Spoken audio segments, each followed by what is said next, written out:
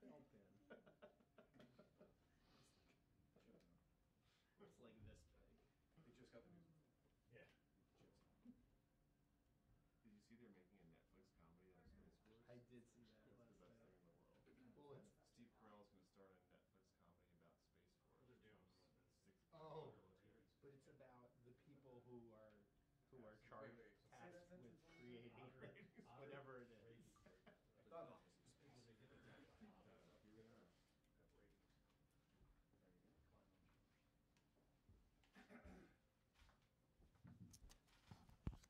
Good morning. This is about my 9th day in this job, and one thing I've figured out is exactly what sort of I campaigned on is Washington's pretty broken. I come from a business background, and in business, when you see a problem, you sit down and you stay until you get the problem resolved. And it's frustrating for me to watch our part of our government shut down. People like Coast Guard are not getting paid. Other people are not getting paid, and we're not going down the path to secure our border. What's fascinating is you talk to people up here, and almost everybody wants to secure the border. Almost everybody wants to open up government. Why can't it happen? So when I ran on some ways to how can we make the process work better. And one of them is I don't believe you should get paid if you don't have a budget. So I'm co-sponsoring Senator Braun's bill because I don't believe you ought to get paid. If other people aren't getting paid, I mean, Coast Guard's not getting paid, or other federal workers are not getting paid, we're impacting our economy, why would congressmen and women and senators get paid? I think it's very important that we are subject to the same rules as everybody else. And if you can't pass a budget, you shouldn't get paid. The other thing is, in business, what you learn is you stick around to get things done. I think we ought to stay here until we get this done. It's frustrating, but maybe that's will be the reason it'll make this happen. Also, I've co-sponsored Senator Thune's bill to pay our Coast Guard, and hope that will happen quickly. It's the only part of our military that's not getting paid right now. We've got a big Coast Guard presence in our state. We've got a big military presence in our state. We've got about 5,000 Coast Guard members, and it's ridiculous that they're not getting paid. You sign up. I had the opportunity to serve in the Navy. You sign up to defend the freedom of this country, but you do expect to get paid so your family can you can pay the rent, pay a car payment, make sure you can put food on the table. So I hopefully that will get passed quickly. But the best would be everybody sit down and come up with a way to get government open and also secure a border. I'll be glad to take any questions. Have you talked with any of the Coast Guard members? Have they reached out to your office? What have you heard from them specifically in terms of what they're dealing with? Well, we've got a big Coast Guard presence. So I talk to all of our military quite a bit. We have 20 military bases and 3 unified commands. So what I would do is every 90 to 120 days meet with all of them. So I constantly reach out to them, and I think they're respectful of the process, but they know that especially it seems like those at the bottom, it impacts them the most. So it's very important to them to get paid. Yes, sir. At this point, it doesn't seem like the behind-the-scenes talks or lack thereof are making any progress. What about bringing some test votes to the Senate and just having amendments and figuring it out that way? Well, one thing I learned as governor is you've got to work through the process. The Senate is part of it, the House is part of it, and in the state level, the governor, and in this case, the president's part of it. So the bottom line is it has to be a negotiation between the president and anybody that doesn't want to do this. I can't imagine why Speaker Pelosi would say there's not going to be any money. I mean, nobody believes that. Nobody believes that we shouldn't be securing our border.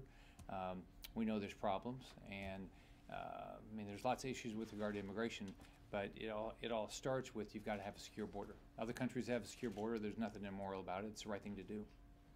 Yes, sir. What about this group that, led by Senator Graham, among others, that wants to reopen the governor, sort of government predicated on the assumption that negotiations would then begin? That seems to be Mrs. Pelosi's position, which is that she won't negotiate until the government's reopened.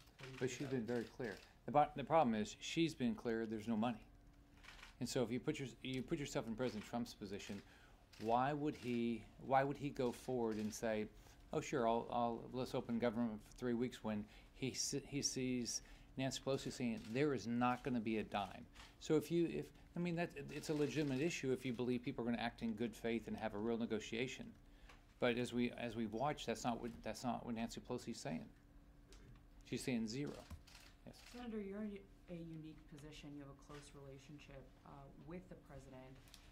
You are a businessman. Have you called him and talked with him about potentially going over to the White House or working with him and the White House on a group of senators here that could propose something that he might actually sign? Yeah, I've had plenty of conversations, but here's the issue. You can't have, what the Democrats are doing is just saying no. Okay, so tell me how you have a negotiation. If I was sitting in President Trump's position, I would say, okay, so I know that they are saying absolutely zero, no, nothing. So I would stop and say, okay, what can I do without them? Because he has an obligation to keep us safe, and so what I would be doing if I was in his position, saying, what can I do? When I was a governor, when we had a crisis, I'd say, okay, I want to work with my legislative branches, but I've got to get something done. So what can I do? Something that he could do is declare a national emergency. Do you think that that's legal, that he could do that? I think he ought to look at it. I think he should look at every option he has. I think he should, if that's something that he can do, I think he ought to look at it. Now, the best would be to get everybody to act responsibly and say, let's open government, let's secure our border. But think about it. If you listen to what the Democrats are saying, it's not oh, what's the right dollar? It's just no. I mean, that doesn't make any sense. Yeah. Yes, sir. Senator, as you said, you got here about a week ago. You were the most junior senator because you swore in a couple of days late. I think the most junior.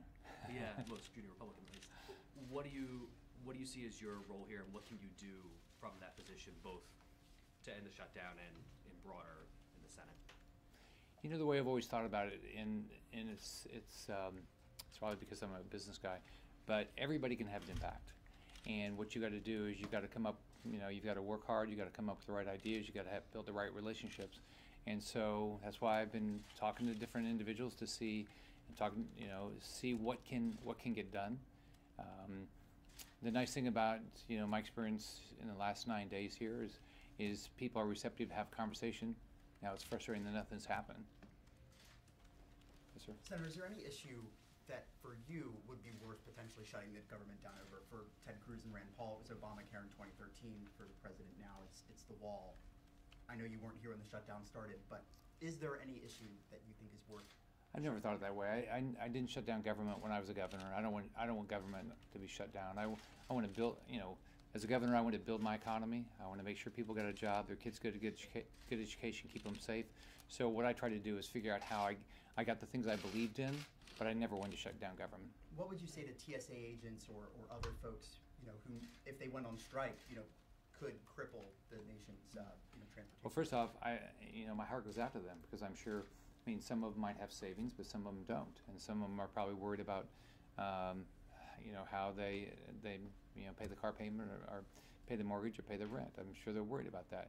So what I would say is everybody up here has to look at people like that and say, why would we be doing this when we all agree we have to have border security and we all agree we ought to open up government? Why can't the Democrats come to the table and say, we know we have to do this? Why? It just seems like it's a political game rather than act in the best interest of the citizens of this country.